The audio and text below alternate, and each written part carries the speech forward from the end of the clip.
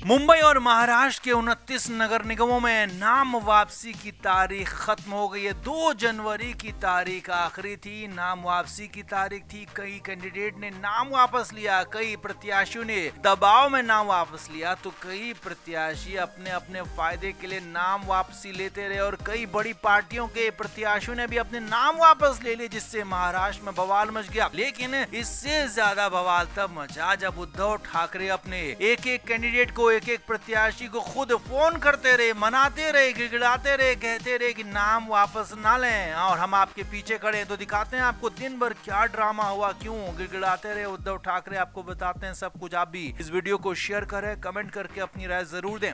तो उद्धव ठाकरे को पहले तो इस बीएमसी चुनाव में, नगर निगम चुनाव में अच्छे प्रत्याशी नहीं मिले और उसके बाद जब मिले तो आखिरी दिन तक इंतजार करना पड़ा कि कहीं बगावत ना हो जाए। अब इन सब के बीच में खबर ये है कि उद्धव ठाकरे 2 जनवरी के दिन भर परेशान रहे। जी हाँ, शुक्रवार की सुबह से शुरू हुआ ये तमाशा शाम तक चलता रहा, जब तक कि चुनाव आयोग का काम खत्म नहीं हो गया, या कहें कि चुनाव आयोग में नाम वापसी की तारीख खत्म नहीं हो गई। असल में उद्धव ठाकरे को कहीं से क्लू मिला था, या कहें कि कहीं से कुछ सूत्रों से खबरें मिली थी कि कुछ प्रत्याशी उनके नाम वापस ले सकते हैं, यानी कि मैदान से हट सकते हैं। अब अगर नाम वापसी प्रत्याशी ही कर लेगा तो उद्धव ठाकरे क्या कर पाएंगे, ये ठाकरे को भी पता था। लेकिन बड़ी बात यह है कि उद्धव ठाकरे को एग्जैक्ट नहीं पता था कि कितने लोग, कितने कैंडिडेट नाम वापसी की तैयारी में है और कितने लोग विपक्षी या कहेंगे विरोधी पार्टियों से मिले हुए हैं। तो ऐसे में उद्धव ठाकरे 2 जनवरी की सुबह से ही एक्टिव हो गए,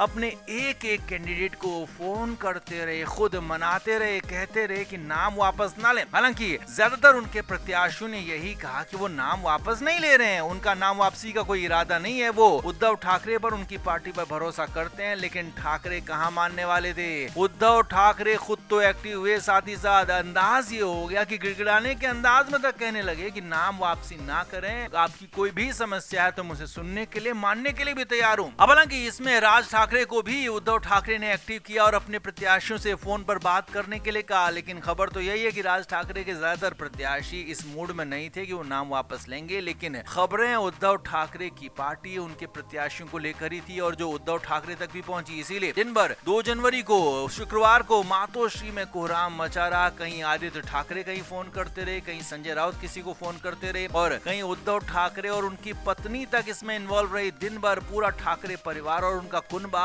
अपने प्रत्याशियों को मनाने में, समझाने में ही जुटा रहा कि नाम वापस ना लें। हालांकि देर शाम तक तो ऐसा कोई नाम लिस्ट में नहीं आया है, लेकिन खबर यह है कि कुछ नाम ऐसे थे जिन्होंने चुपचाप वापस नाम लिए। अब सवाल यह है कि वो कौन कौन नाम है, कितने नाम है, क्या नाम, वो एग्जैक्ट डेटा अभी तक सामने नहीं आया, चुनाव आयोग की तरफ से भी अभी जारी नहीं किया गया है। तो कुल मिलाकर जैसे ही चुनाव आयोग जारी करेगा हम आप तक जरूर पहुंचाएंगे। लेकिन हाँ, उद्धव ठाकरे के लिए हालात बिल्कुल बेहद मुश्किल हो गए और इसीलिए ठाकरे दिन भर परेशान रहे, अपने प्रत्याशियों को मनाते समझाते रहे। तो आपका इस पर क्या कहना है? क्या उद्धव ठाकरे के लिए ये अब आगे के रास्ते मुश्किल हो गए? क्या ठाकरे के प्रत्याशी उनके साथ नहीं है और क्यों आखिर ऐसा हो रहा है? क्या है पूरा मामला? आप भी जरूर बताएं और कमेंट जरूर करें।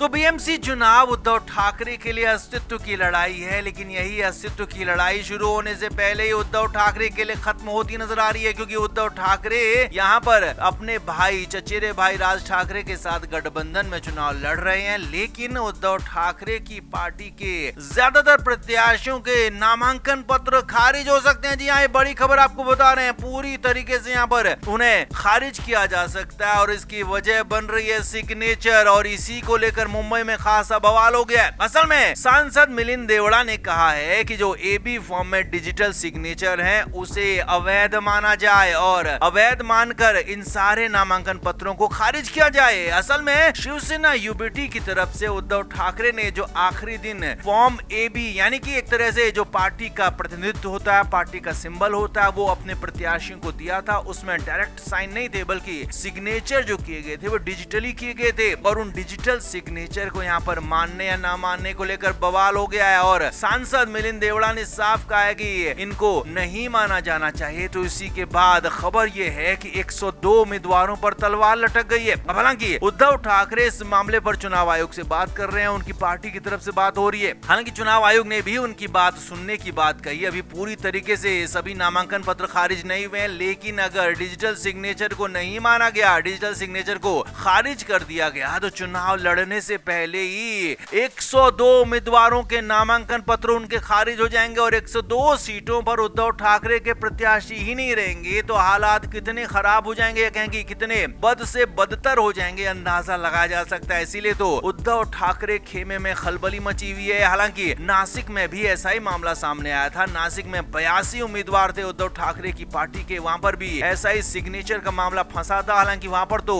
चुनाव अधिकारियों ने इसे मान लिया है, लेकिन मुंबई में अभी फैसला नहीं हुआ है, बीएमसी में अभी फैसला नहीं हुआ है। और अगर यहाँ पर भी फैसला माना जाता है तो उद्धव ठाकरे के लिए राहत होगी। लेकिन अगर डिजिटल सिग्नेचर को यहाँ नहीं माना जाएगा तो फिर हो सकता है नासिक में भी फैसला पलट जाए। तो मुंबई के साथ साथ नासिक भी उद्धव ठाकरे के हाथ से चला जाएगा, क्योंकि उद्धव ठाकरे की पार्टी 82 सीटों पर ही वहां चुनाव लड़ रही है नासिक में। इसीलिए वहां तो सारे के सारे नामांकन उनके खारिज हो जाएंगे, जबकि मुंबई में 102 उम्मीदवारों के नामांकन पत्र खारिज हो सकते हैं। इसीलिए खलबली मची हुई है, ठाकरे परिवार में बुरा हाल है। हालात हैं कि उद्धव ठाकरे खुद मोर्चे पर हैं, खुद चुनाव आयोग से बात कर रहे हैं, खुद सारे मामले को हैंडल कर रहे हैं। और माना यह जा रहा है कि उद्धव ठाकरे के आने के बाद, इंटरवीन के बाद मामला उनके लिए थोड़ा बहुत सुलझ सकता है, लेकिन पूरी तरह से सुलझेगा ऐसा कहा नहीं जा सकता। तो कुल मिलाकर उद्धव ठाकरे के लिए हालात खराब हैं, बहुत ज्यादा खराब हैं। तो आप इस पर क्या कहेंगे, आप भी कमेंट करके जरूर से जरूर बताएं और वीडियो को जरूर शेयर करें। और साथ ही कमेंट बॉक्स में बताएं कि क्या उद्धव ठाकरे के लिए ये चुनाव आखिरी चुनाव साबित होगा। आप भी कमेंट जरूर करें, वीडियो को शेयर भी करें।